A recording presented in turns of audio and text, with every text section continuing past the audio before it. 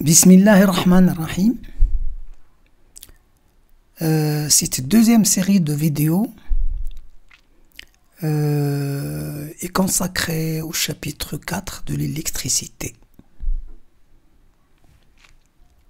Donc, on y aborde l'électrostatique, l'électrocinétique et la magnétostatique. La première partie, l'électrostatique. Ce paragraphe, donc, de cette partie de l'électrostatique commence par des observations expérimentales dans l'espace vide. J'amène une charge Q1 positive et je la pose en un point quelconque de cet espace. Puis, je n'observe rien, il ne se passe rien. J'amène une autre charge Q2 positive et je la pose dans cet espace à une distance R de Q1.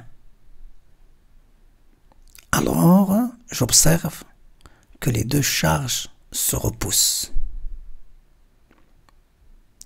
Il y a des forces d'interaction qui existent, qui naissent entre ces deux charges au moment où je les pose dans l'espace à une distance R, tant que cette distance n'est pas très grande. Je refais l'expérience, mais cette fois-ci j'amène la charge Q1 négative et j'amène la charge Q2 positive à la distance R de Q1. L'expérience montre que ces deux charges s'attirent. En conclusion donc, on va dire que si deux charges sont de même signe, ils se repoussent, il y a répulsion, et si deux charges sont de signe contraire, ils s'attirent, il y a attraction entre les deux charges. Ça donc c'est l'expérience.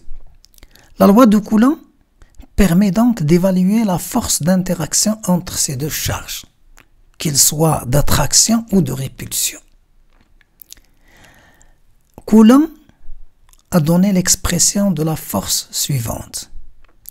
Si je considère la force qu'exerce la charge 1 sur la charge 2, c'est-à-dire la charge Q1 exerce une force sur la charge 2, c'est-à-dire cette force-là dans le cas de l'attraction, et cette force ou cette force-là dans le cas de la répulsion, indépendamment de la répulsion ou de l'attraction, l'expression de la force elle est toujours la même. Il s'écrit de la manière suivante. Il y a une constante K que l'on multiplie par le produit des charges Q1, Q2, divisé par la distance qui sépare les deux charges au carré. La force F est de direction U, U étant un vecteur unitaire dirigé de la charge qui exerce la force vers la charge qui subit la force. Bien, donc on doit se rappeler de ces choses-là. La force F1 sur 2 est égale à K, le produit des charges sur R au carré. Le vecteur unitaire, c'est un vecteur qui est dirigé de la charge qui exerce la force sur la charge qui subit la force. Donc il est dirigé de Q1 vers Q2. Ici, j'écris la force F2 sur 1. Dans ce cas, je dois prendre le vecteur unitaire qui est dirigé de Q2 vers Q1. pas la peine de l'appeler vecteur U dirigé de Q1 vers Q2, de Q2 vers Q1. On va prendre le même vecteur et on va ajouter le signe moins. Et on va lui mettre un signe moins derrière. Et c'est pour cela donc que f de 1 est égal à moins cette quantité-là. Bien. On voit bien que f1 sur 2 est égal à moins f2 sur 1. Très bien. La constante K est une constante que l'on peut écrire aussi sous la forme 1 sur 4pi epsilon0 où epsilon0 est la permittivité diélectrique du vide, qui vaut cette quantité-là en système international. R, c'est la distance qui doit s'écrire en mètres. Q, c'est la charge de Q1 ou là de Q2 qui s'exprime en coulomb. F, c'est la force qui s'exprime toujours en newton, sachant que la constante K vaut 9 fois 10 à la puissance 9 en système international. Voilà donc. Toute charge placée dans un espace vide ne subit rien. Il n'interagit, il n'y a rien, il ne peut pas interagir avec rien. Quand on amène une autre charge, quel que soit son signe par rapport à la première, alors il y a des forces d'interaction entre ces deux charges. La force s'écrit sous cette forme, c'est-à-dire que la force est collinéaire à la droite qui joint les deux charges. Donc, il s'écrit comment? C'est que la force est proportionnelle au produit des charges, elle est inversement proportionnelle au carré de la distance qui sépare les deux charges. Bien. Ça, c'est le théorème de la loi de Coulomb. Bien, le théorème de Coulomb, la loi de Coulomb. Exercice. Dans cet exercice, donc, on va regarder, on dispose de 3 charges que l'on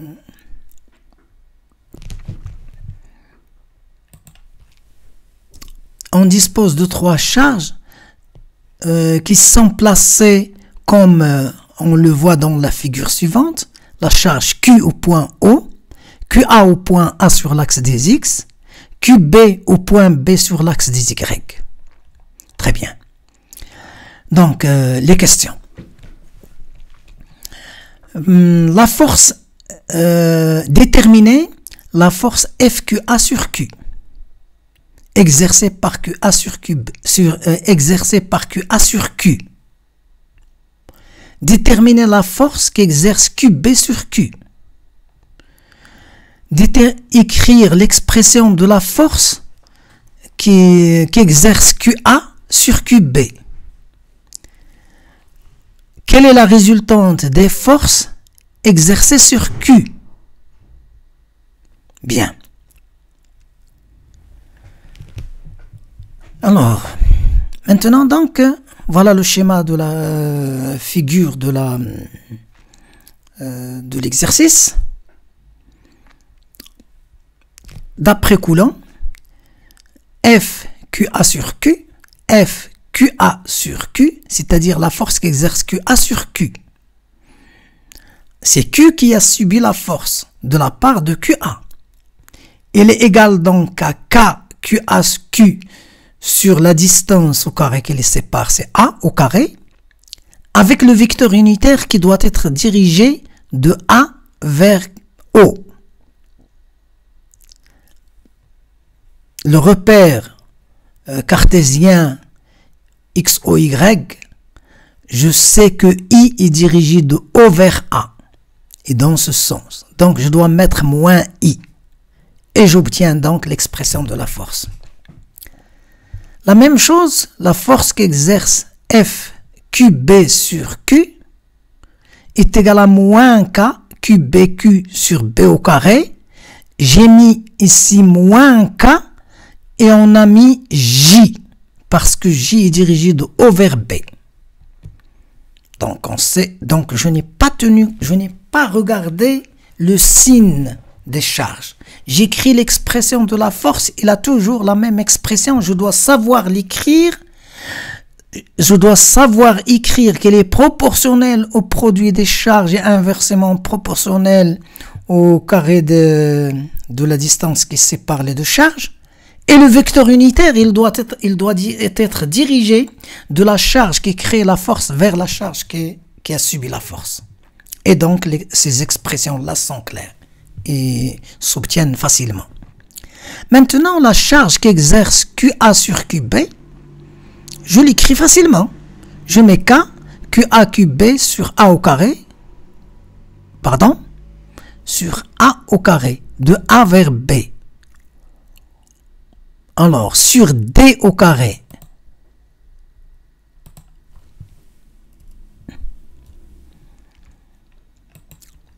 Sur D au carré, avec un vecteur unitaire U que je trace sur la figure qui est dirigé de A vers B. Il est clair que si j'admets que U fait un angle alpha avec l'axe des X, je sais écrire que l'expression de U est égale à moins cosinus de alpha I plus sinus de alpha J, parce que c'est un vecteur unitaire, donc c'est cosinus et sinus qui doit figurer sur la base J. Et je sais que le cosinus de alpha et le sinus de alpha, je sais les exprimer en fonction de A et de B. J'obtiens donc cette expression-là. Bien. La résultante des forces subies par la charge Q s'écrit donc ce qui est la force qu'elle a subie de la part de QA plus la force qu'elle a subie de la part de QB.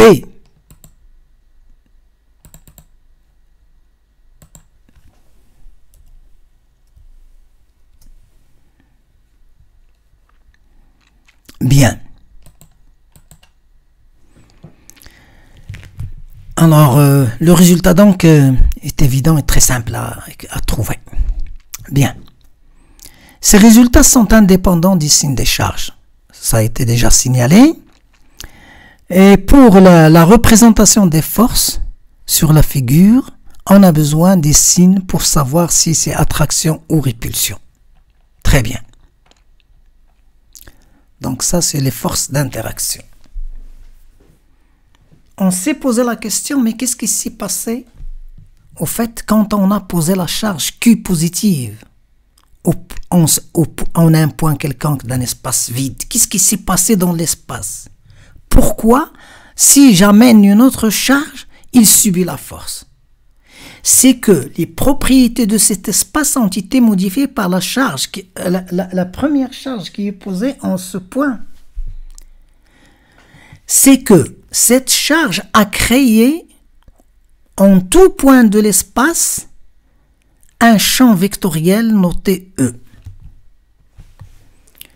Alors, ce champ vectoriel noté E, il est créé.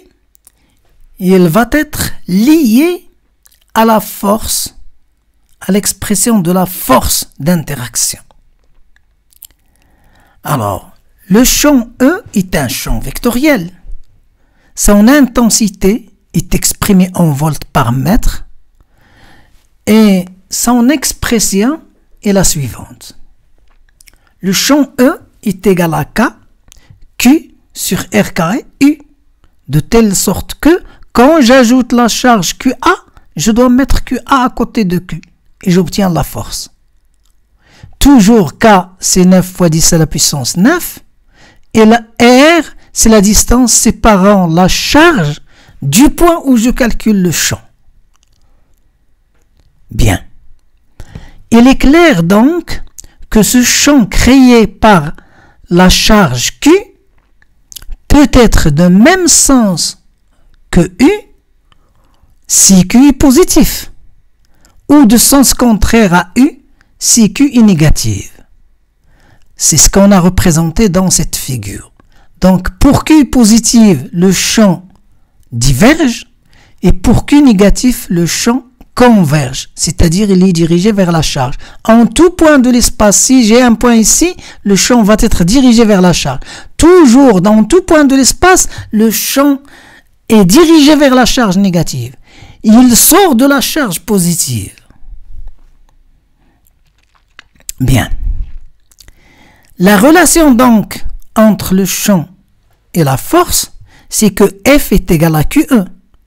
Si dans une position de l'espace, il y a un champ E, si je mets une charge Q en ce point, alors cette charge va subir une force. F est égal à Q fois E. La force va être de même sens que E si Q est positive, de sens opposé à E si Q est négative. Donc ici Q négative, la force va être dans le sens opposé à E. Très bien. Et inversement. Un exercice. Alors, cet exercice, donc on a fait une figure semblable à celle passée, seulement en haut, il n'y a pas de charge parce qu'on veut calculer le champ au point O, créé par la charge QA ou bien par la charge QB. Alors, la charge QA est placée au point A et la charge QB est placée au point B. Déterminer le champ créé par la charge QA au point O. Déterminer le champ E créé par la charge QB au point O. Quel est le champ électrostatique créé au point O par les deux charges? Quelle est la force qu'exerce la charge QA sur la charge QB, F A sur B? Bon, cette question-là, on l'a abordée déjà dans l'exercice passé. Pas de problème. Les expressions, la réponse aux questions, elle est évidente. Et elle est très simple. J'écris directement la relation. Je mets le champ créé par QA au point O et je mets K QA sur A au carré I avec un signe moins. Parce que le vecteur unitaire que l'on met ici, il est dirigé de la charge vers le point où je calcule le champ. Et la même chose pour le champ créé par la charge QB au point O. Le champ résultant, c'est la somme des deux champs. Pas de problème, je mets la somme des deux champs et j'obtiens ce résultat. Donc, c'est simple à écrire. La force, je mets directement K fois E. C'est-à-dire, je mets la charge QB